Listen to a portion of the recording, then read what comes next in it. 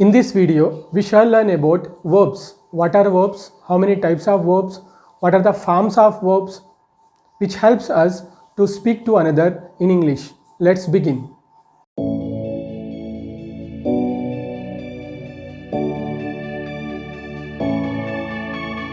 Welcome to Skills Window.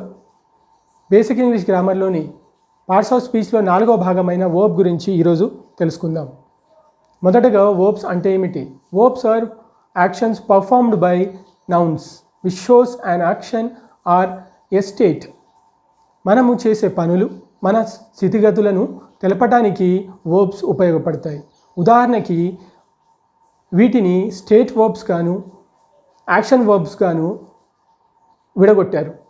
వీటిని అర్థం చేసుకోవడానికి ఎగ్జాంపుల్గా చూస్తే స్టేట్ వర్బ్లో be, have, think, like, these are the example for state verbs.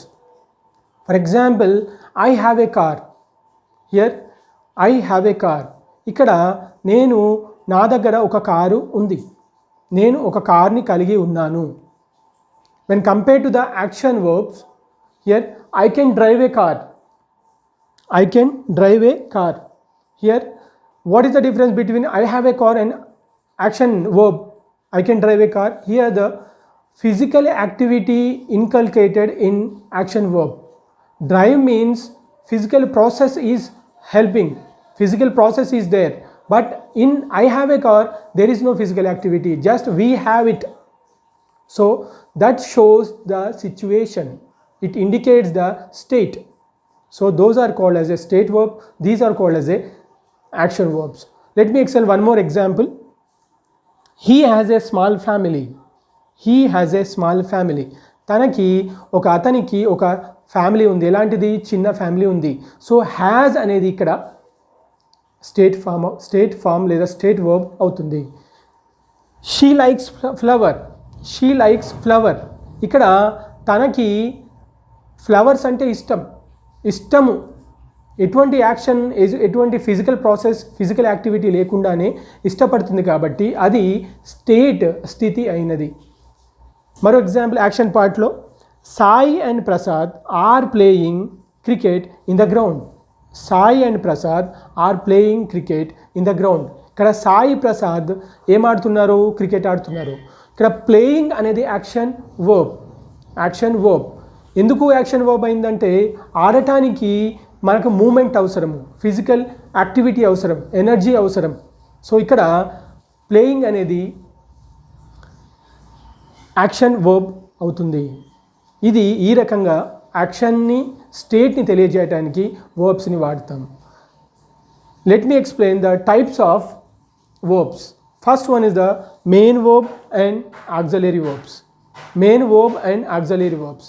Here, auxiliary verbs also called as a helping verbs. Main verb, Sai is working in a software company. Sai is working in a software company. Here, working is a main verb. Working is a main verb. In case is helping verb. ఇది ఎందుకు? ఏం చేస్తుంది? is going to help to main verb. కలిగి ఉండటాన్ని, పనిచేసే విధానాన్ని తెలియజేస్తుంది కాబట్టి ఈజ్ అనేది హెల్పింగ్ వర్బ్ ఉంది. Not only it shows the time, tense. For example, Sai was working in a software company అన్నాను అనుకోండి. ఇన్స్టెడ్ ఆఫ్ యూజింగ్ ఈజ్ నేను వాజ్ యూజ్ చేస్తే Sai was working in software company అంటే సాయి సాఫ్ట్వేర్ కంపెనీలో పనిచేసేవాడు అంటే పాస్ట్ టెన్స్ గురించి. Now I am saying Sai is working in software company. Is ante pani chestunnadu. So helping verbs are helps to us to know the tense, to know the time. Main verb is a main thing. Without main verb there is no sentence. If we imagine the without main verb, the sentence will be the meaningless. Next example, I am teaching a lesson. I am teaching a lesson. Teaching is the main verb, am is the helping verb. For example, you are listening my class. You are listening my class. Listening is the main verb, are is the helping verb. These are the differences between auxiliary verbs or helping verbs and main verbs. Let me explain another kind of the verb, helping verb. Those are called as a modals. Here can, could, may, might, will, would, shall, should, must, these all called as a modals. మీకు ఒక doubt రావచ్చు, ఇన్ని helping verbs ఉండగా, main verbs ఉండగా, state verbs ఉండగా, ఇవన్నీ ఉండగా, action verbs ఉండగా మోడల్స్ ఎందుకు? Here especially models tells about the situation, the mood, the category of the person, subject. For example chances, possibility ఉన్నదా, ఎబిలిటీ ఉన్నదా, షోరా, డ్యూటీనా చెప్పడానికి. For example here I can go to Agra tomorrow. I can go to Agra tomorrow. It shows my capability. It shows my ability. During this lockdown, I can go to Agra. It shows my ability. నేను ఆగ్రా వెళ్తాను అనేది can అనేది చూపిస్తుంది. So ఇక్కడ I could go to Agra tomorrow. I could go to Agra tomorrow. Here could is the past tense of verb can. Can యొక్క past టెన్సే could. ఒకవేళ I can go to Agra tomorrow అంటే నేను రేపు వెళ్ళగలను, నాకు శక్తి ఉంది. I could go to Agra tomorrow అంటే రేపు నేను వెళ్ళి ఉండగలను అని పాస్ట్ టెన్స్లో గురించి చెప్తున్నాను. More example, I may go to Agra tomorrow. I may go to Agra tomorrow. ఇక్కడ మే అంటే ఛాన్సెస్, నేను వెళ్ళవచ్చు వెళ్ళకపోవచ్చు. దాని యొక్క పాస్ట్ టెన్స్ మైట్తో చెప్తే I might go to Agra tomorrow. రేపు నేను వెళ్ళి ఉండవచ్చు, వెళ్ళకుండా కూడా ఉండవచ్చు. అంటే 50% 50 ఛాన్సెస్ ఉన్నాయన్నమాట. మూడవది I will go to Agra tomorrow. I will go to Agra tomorrow, రేపు నేను వెళ్తాను. I would go to Agra tomorrow, రేపు నేను వెళ్ళి ఉంటాను. షల్తో I shall go to Agra tomorrow, రేపు నేను వెళ్ళి తీరాలి. I should go to Agra tomorrow, అక్కడ రేపు అక్కడ వెళ్ళి ఉండాలి, నేను కంపల్సరీ ఉండాలి, అక్కడ వెళ్ళి ఉండగలను అనేది చెప్తుంది. ఒకవేళ మీకు విల్కి షల్కి తేడా అనే డౌట్ వస్తుంది. There is a small difference between will and shall. With first person I, singular plural, we should use shall only. I shall go to Agra tomorrow. Second person, third person, you, he, she, it, they, singular and plural, both are using only will. There is a rule according to the English grammar. It's okay. Here, I must go to Agra tomorrow. Repu nenu velli teeralsinde. Adi it's my responsibility. It's my duty. Chappataniki. So modals are used for tells the important condition, tells the duty, responsibility, ability, possibility. వీటన్నిటిని చెప్పడానికి మనము models అనే వర్బ్స్ని వాడతాం. Here next move to the regular verbs and irregular verbs. Here what is the difference between regular verbs and irregular verbs? A small difference is there. The verb form which consist, for example here join, J-O-I-N. The verb join past form is joined, J-O-I-N-E-D. Here the which form consists ed in the past tense is called as a regular verbs. The verbs past forms which have ed in the end is called as a regular verb. For example, here ask, asked, join, joined, guess, guessed, complete, completed. These are the regular verbs. When compared to the irregular verbs, ikkada those who have no end part ed. For example, eat, the past tense is ate, there is no ed. Go, past tense is went, there is no ed. So these are called irregular verbs.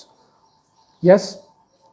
And let me explain the 5 forms of the verbs. Here any verb consists 5 forms. First one is V1, V2, V3. మనకందరికీ V1, V2, V3 తెలుసు. V4, V5లో కొంతమందిలో. ఇక్కడ V1 is the present tense, V2 is the past tense, simple past tense. Here V3 is the past participle and V4 is the present participle. V4 is present participle, V5 is the simple present. Here example తో అర్థం చేసుకుందాం. Simple past టెన్స్లో, present టెన్స్లో చూసుకుంటే right example ఉంది. Right దీనికి V2 wrote, దీనికి V3 written, V4 writing. In V4 here present participle we are using adding gerund form or ing form, ing form. So writing. Next one is the simple present tense. Last one writes. With simple present tense లో third person singular అయితే he she ఇట్కి రైట్స్ వాడతాము. For that purpose ఇక్కడ రైట్స్ వస్తుంది. One more example, ఇక్కడ go ఉంది, V1 go, V2 went, V3 gone, here V4 going, V5 goes, he she ఇట్తో he goes, she goes, it goes, అట్లా. ఇక one more example, eat, ate, eaten, eating, eats. ఇట్లా మీరు ఎన్నైనా తయారు చేసుకోవచ్చు. Make it. Okay, last one transitive verbs, intransitive verbs. Transitive వర్బ్స్లో ఎగ్జాంపుల్గా the horse kick the man, the horse kick the man, గుర్రము ఒక వ్యక్తిని తన్నింది. Here one action passes from the subject towards an object. ఇక్కడ ఒక యాక్షన్ సబ్జెక్ట్ నుంచి ఒక object వైపుకి వెళ్తుంది. ఆబ్జెక్ట్ ఏంటి? Subject, verb, object. Any sentence consist subject, verb, object. ఇక్కడ హార్స్ సబ్జెక్ట్ అయితే, మ్యాన్ ఆబ్జెక్ట్ అయితే, కిక్ వర్బ్ ఉంది. హార్స్ తన్నింది ఎవరిని? మనిషిని. దానివల్ల ఆ మనిషికి దెబ్బ తగిలి దూరంగా జరగడము, పడిపోవడము, నొప్పిగా ఉండి బాధపడటము, ఏడవడము జరుగుతుంది. సో యాక్షన్ అనేది ఒక సబ్జెక్ట్ నుంచి ఆబ్జెక్ట్ వైపుకు వెళ్ళింది కాబట్టి దీన్ని ట్రాన్సిటివ్ అంటే ట్రాన్స్ఫార్మ్, మార్పు చెందింది ఒక ప్రదేశం నుంచి ఇంకో ప్రదేశానికి. సో వీటిని ట్రాన్సిటివ్ వర్బ్ అవుతుంది అంటాం. ఇక్కడ here the horse kick the మ్యాన్లో ఇక్కడ ఏది? కిక్ అనేది ట్రాన్సిటివ్ వర్బ్. ఇంట్రాన్సిటివ్ వర్బ్స్లో for example baby sleeps. One more example here the boy laughs loudly. పిల్లవాడు ఎలా నవ్వుతున్నాడు? గట్టిగా నవ్వుతున్నాడు. Any action pass from the subject to other? Here no, doesn't pass. So ఇక్కడ ఆబ్జెక్ట్ అనేది there is no object in this one.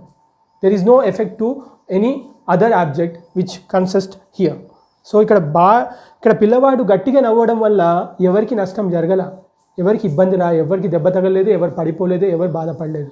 కాబట్టి ఇక్కడ intransitive verbs అంటే ఇన్ని రకాల వర్బ్స్లో ఒక్కొక్క వర్బ్ ఒక్కొక్క టైంని చెప్పడానికి, సిచ్యువేషన్ తెలపడానికి ఉపయోగపడుతుంది. రేపటి క్లాస్లో అడ్వర్బ్ నేర్చుకుందాం.